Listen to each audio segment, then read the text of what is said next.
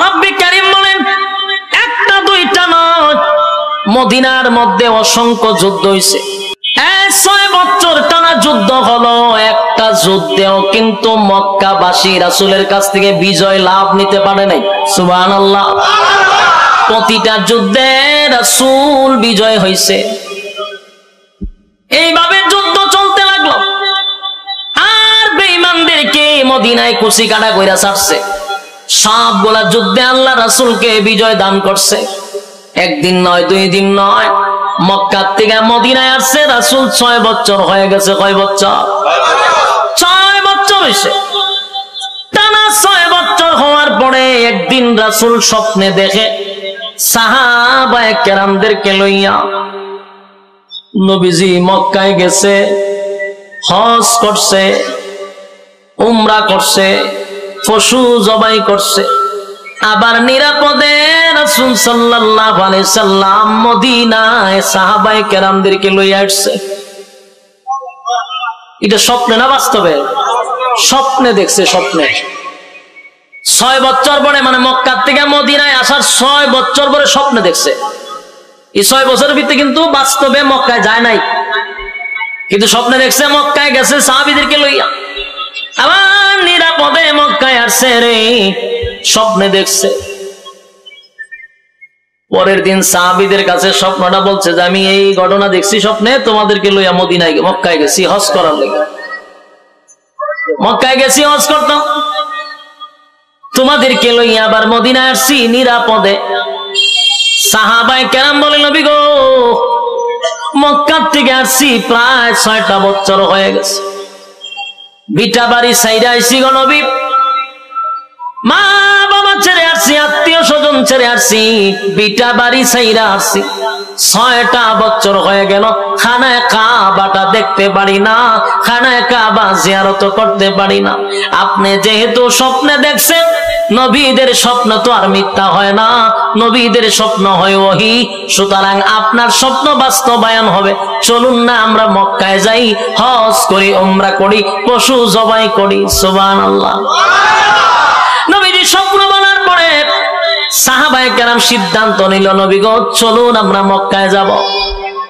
ওই হিজরতের পরে আর কিন্তু মক্কায় যায় নাই, তাই রাসূল ঘোষণা দিল মক্কায় যাবে হজ করার জন্য। মদিনা থেকে 1জন 2জন নয়, 1500 সাহাবায়ে কেরাম লইয়া, 1400 সাহাবায়ে কেরাম লইয়া, বড়ি বেকা গুরু, তারপর হইল ছাগল, ভেড়া, বকরি সব লইয়া গেছে মক্কায় জবাই করব, কুরবানি দিব। হজ করার জন্য ইহরামের কাপড় পরিধান করছে।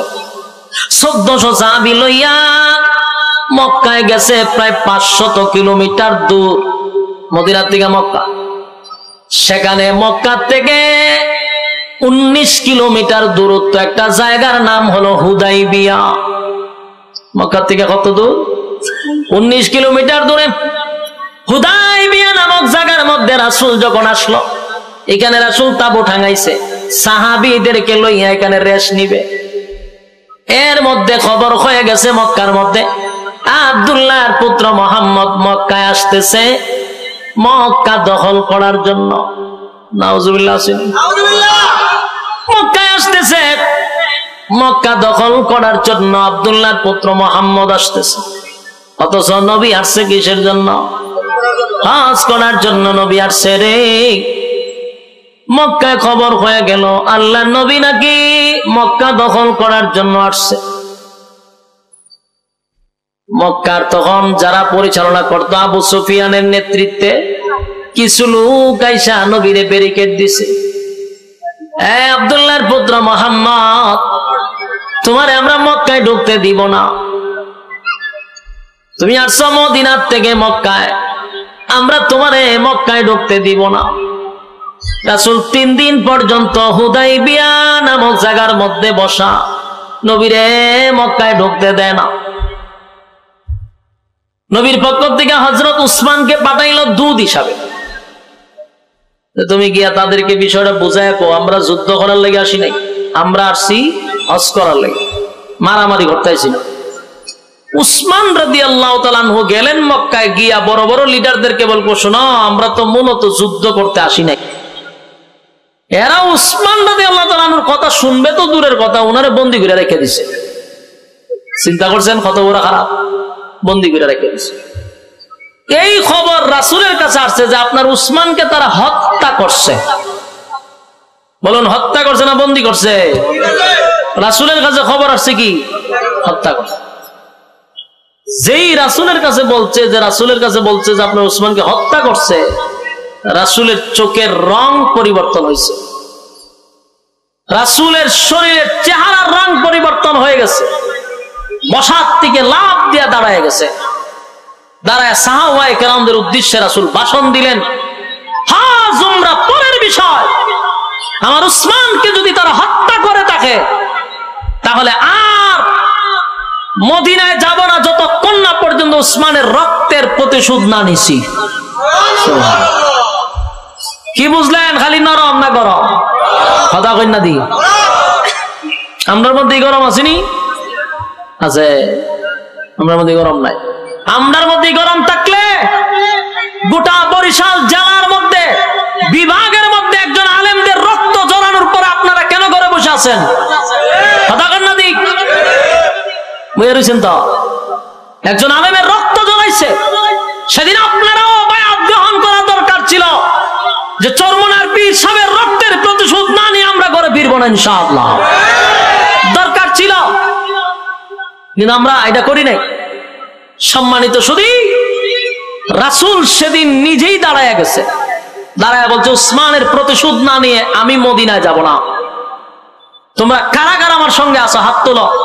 রাসূল সাল্লাল্লাহু আলাইহি সাল্লাম যখন হাত দিছে, সাহাবায়ে কেরাম হাতের মধ্যে এইভাবে রাখছে, ডাইক্কা বললেন, হুজুর আমরা সবাই আপনার কাছে বায়াত হলাম, উসমান রক্তের প্রতিশোধ না নিয়ে মদিনায় যাব না। ওইল বায়াত। এটা কি তা? এখান থেকে বায়াত আসছে। মূলত বায়াত হইছিল রক্ত দেওয়ার জন্য।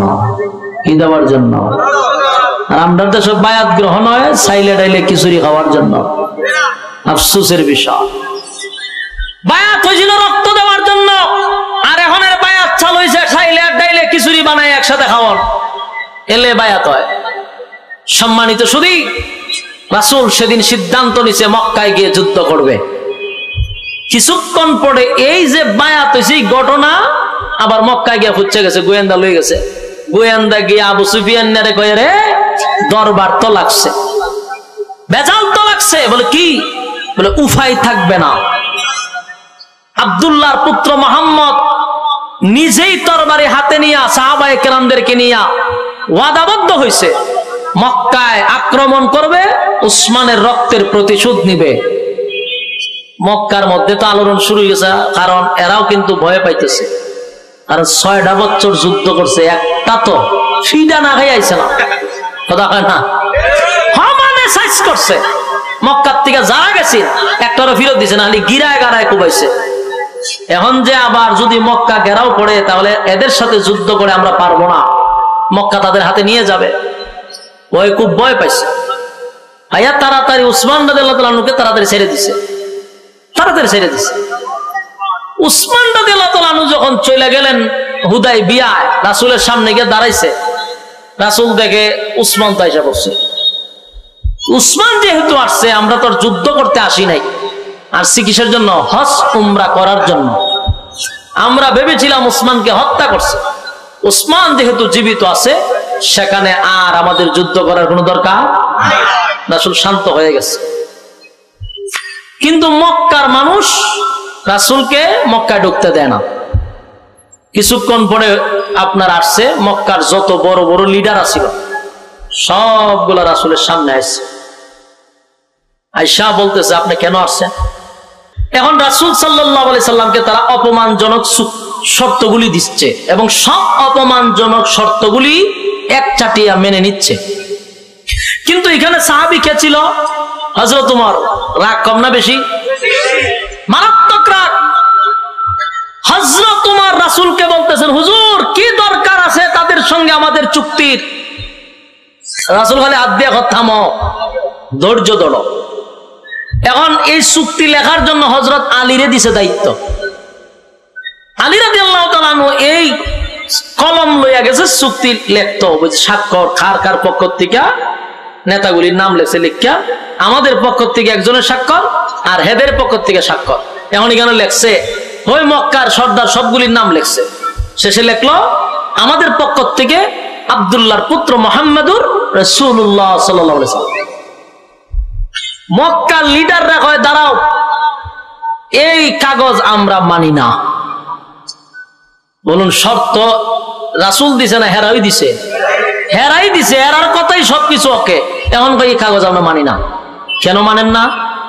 যেই কাগজে রাসূল থাকবে এই কাগজ মানি না। আপনারা কিতাব বুঝুন, আমার কথা শুনুন নি আপনারা? যেই কাগজে রাসূল থাকবে এই কাগজ সম্মান না অসম্মান? চরম পর্যায়ের অসম্মান, চরম পর্যায়ের বেজ্জতি। রাসূলকে বসাইয়া ১৪০০ সাহাবায়ে কেরামকে এখানে দাঁড় করাইয়া বলতেছে রাসূল লেখা থাকলে কাগজ মানি না। অহংচ সব সাহাবীদের চোখের রং পরিবর্তন হয়েছে, লাল হয়েছে, আর তরবারে আড্ডা ধরে চাইলে অনুমতি দিত আর গর্দান ফেলাই দিত, কিন্তু রাসূল তো অনুমতি দেয় না। হেরার যুক্তি হলো ১৩ বছর তোমরা মারছি, বিঠা বাড়ি ছাড়াইছি এই রাসূলুল্লাহর কারণে। আমরা তো তার আব্দুল্লাহর পুত্র মুহাম্মদ মানি, রাসূল মানি না। রাসূল যদি মানতাম তো তোমরা আর আমরা একই থাকতাম। মানি না বিদায় মক্কার থেকে মদিনায় গেছ, মানি না বিদায় মক্কায় ঢুকতে দিচ্ছি না। তাহলে এখানে যদি রাসূলই থাকলো, মুখে না মানলো, কাগজে মাইনা নিতাজি কথা বল না দি। কাগজ যদি রাসূল থাকে তাহলে কাগজে কলমে তো মাইনে নেওয়া লাগতেছে। সুতরাং রাসূল থাকলে আমরা এই চুক্তিতে যাব না। আল্লাহর রাসূল তখন বলতেছে আলী, কাগজটা হইল 10 বছরের চুক্তি। 10 বছরের জন্য কি আল্লাহ আমার রাসূল বানাইছে? কথা হয় না। তাহলে কাগজে আমার নাম থাকলে কি আর না থাকলে কি? রাসূলুল্লাহ কাটটা দাও, চুক্তিটা মাইনা নাও। কিন্তু সব সাহাবী দাঁড়ায় গেছে। দাঁড়ায় ওমর কই হুজুর আর বরদাস্ত করতে পারতেছি না, তাদের সাথে আমাদের কিসের শর্ত? উমর দাঁড়ে খাড়িয়ে হুজুর আমার প্রশ্নের জবাব দেন, আপনি কি সত্যি আল্লাহর রাসূল? এটা উমরের কথার সিস্টেম দেখেন। রাসূল আপনি কি সত্যি আল্লাহর রাসূল? রাসূল হ। আমরা কি সত্যের পক্ষে আছি? হ। এরা কি বাতিল পক্ষে আছে না? এরা কি সত্যের পক্ষে আছে না বাতিল? বাতিল। এরা যদি বাতিল হয়, আমরা যদি সত্য হই, আপনি যদি সত্য নবী হন, মাঝখানে আবার কিসের সন্ধি? অনুমতি দেন, একটারও বডির থেকে গর্দান রাখবো না, আমি উমরই একা যথেষ্ট। এদের সাথে কিসের সন্ধি? আল্লাহ রাসূল থামো থামো। উমর আবার থামছে।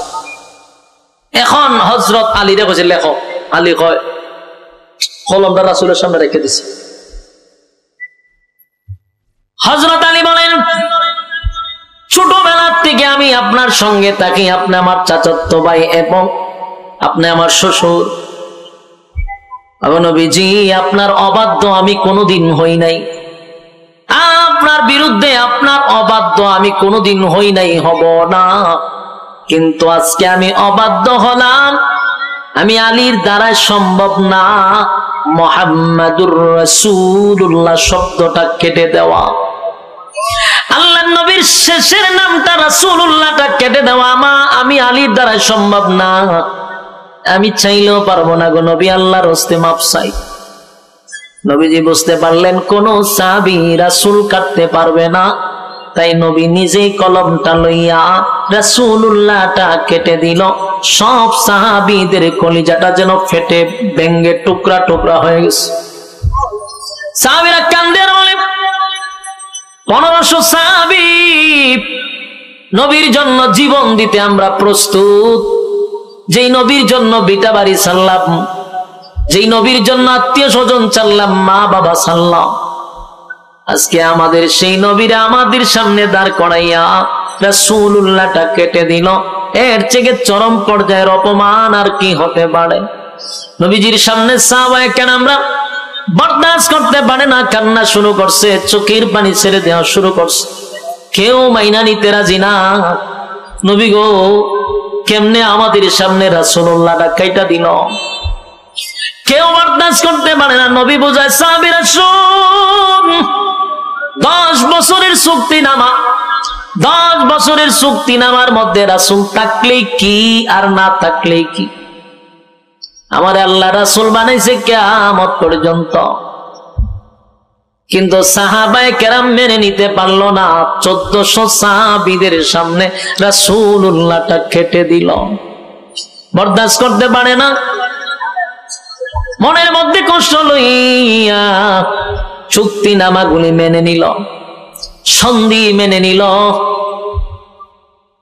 এবার আল্লাহর নবী ডাক দিয়া বললেন, সাহাবীরা রে, মক্কায় তো আর ঢুকতে দিল না। বেড়া বকরি যা আনছিলা জবাই করার জন্য হুদায়বিয়ার ময়দানে জবাই করে ফেল। এখানে জবাই করে এখানে কুরবানি দিয়া তারপরে আমরা মদিনার দিকে রওনা দিব।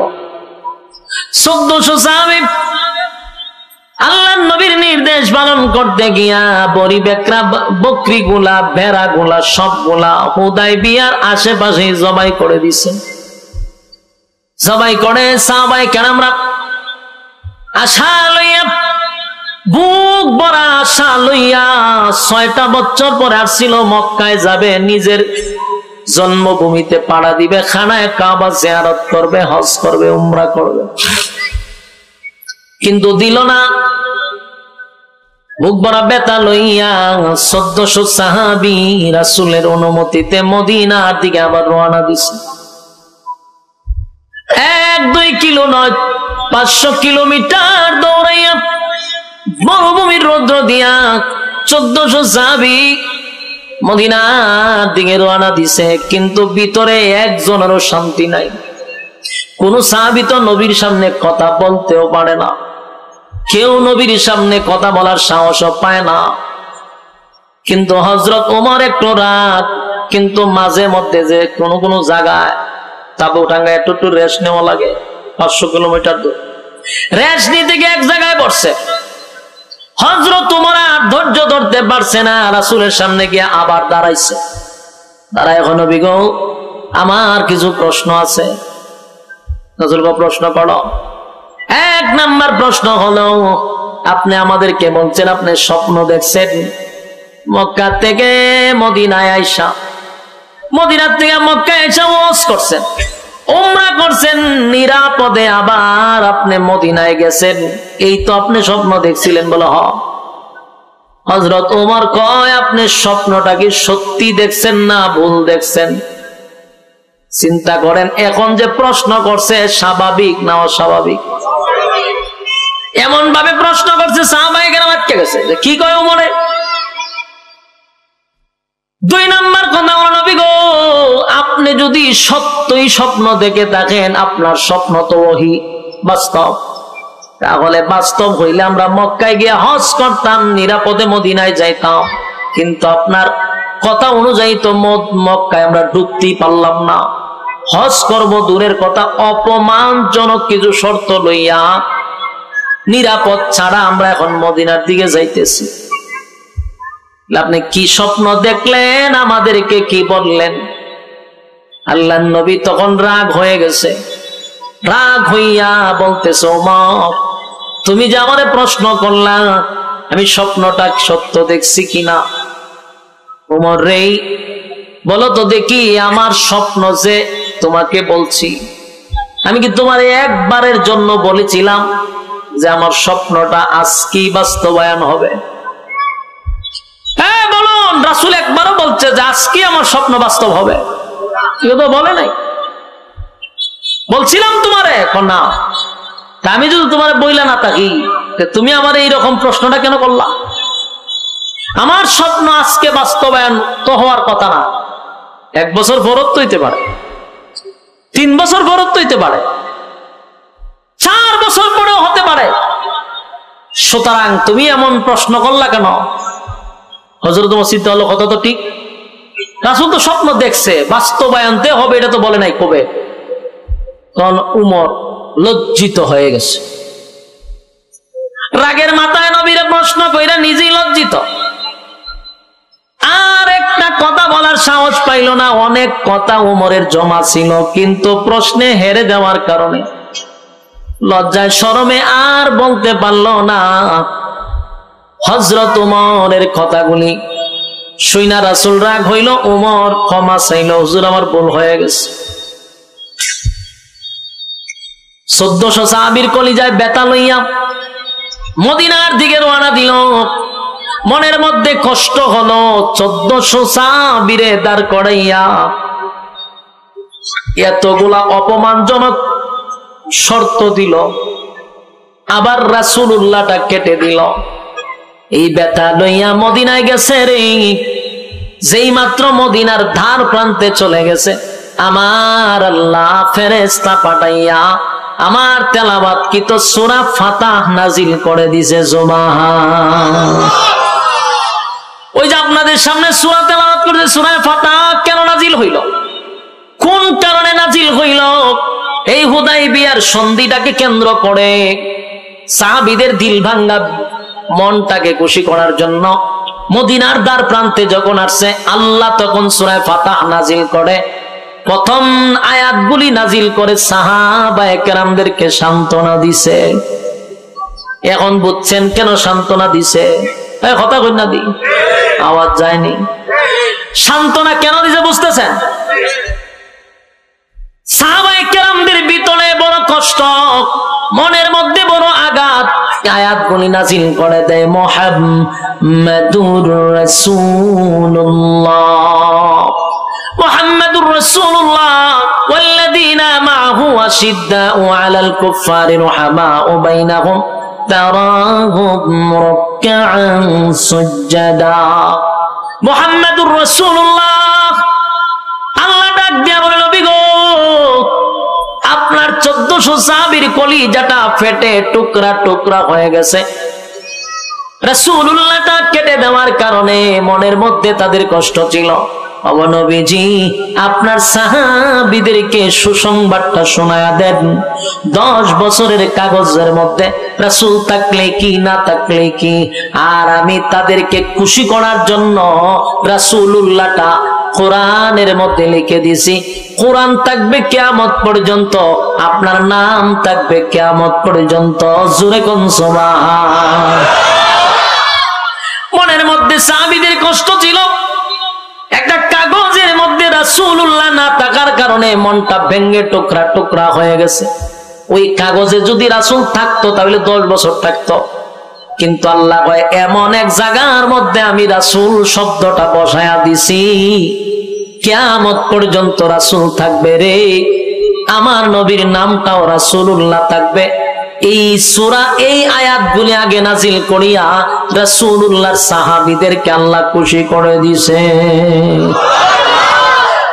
এখন তো মনে খুশি না বেতা, কারণ কাগজের লেখার মধ্যে না থাকার কারণে কষ্ট ছিল। এখন তো কোরআনে রাসূলুল্লাহ বসায়া দিছে, কিয়ামত পর্যন্ত রাসূলুল্লাহ নাম থাকবে। সুবহানাল্লাহ। এই আয়াতগুলি নাজিল করে সাহাবীদেরকে খুশি করছে, সাহাবীদেরকে খুশি করছে। আমি আপনাদের কাছে জানতে চাই, খালি কি সাহাবায়ে কেরামরাই কষ্ট পাইছে, না আমার নবীও কষ্ট পাইছে? নবীর ভিতরে কষ্ট আছে না নাই? বড় আশা লইয়া 1400 সাহাবী লইয়া গেছিল মক্কায় হজ করবে, উমরা করবে, কিন্তু এমন একটা আঘাত পাই আসছে, নবীর ভিতরে কষ্ট আছে। আল্লাহর উপরে ধৈর্য নিয়া, আল্লাহর উপরে ভরসা কইরা সবগুলা নবী মেনে নিল, বিতর্কিতে গেল না, অপমানটা সহ্য করলো। আমার আল্লাহ বলেন, আমার বন্ধু সবগুলা অপমানজনক শর্ত মেনে নিছে। বন্ধুর মনের মধ্যে কষ্ট আছে রে, বড় আশা লইয়া মক্কায় গেছিল হজ করার জন্য, কিন্তু বন্ধু ফিরে আসছে, বন্ধুর ভিতরে কষ্ট আছে। এই জন্য আল্লাহ সূরা ফাতাহ নাজিল করিয়া প্রথম অংশগুলা পড়ে নবীরে সান্ত্বনা করে দিছে। সুবহানাল্লাহ। এক যুবক ভাই দিলের গান লাগায় শুনেন, সূরা ফাতাহ নাজিল করিয়া শেষের অংশ সাহাবীদেরকে সান্ত্বনা করছে। সূরা ফাতাহের প্রথম অংশগুলি নাজিল করিয়া আমার নবীরে আল্লাহ নিজেই খুশি করছে। সুবহানাল্লাহ।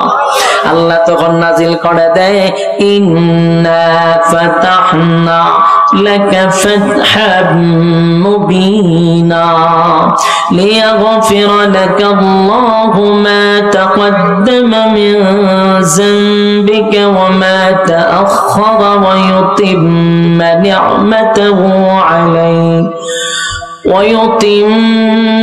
نعمته عليك ويهديك صراطا مستقيما وينصرك الله نصرا عزيزا هو الذي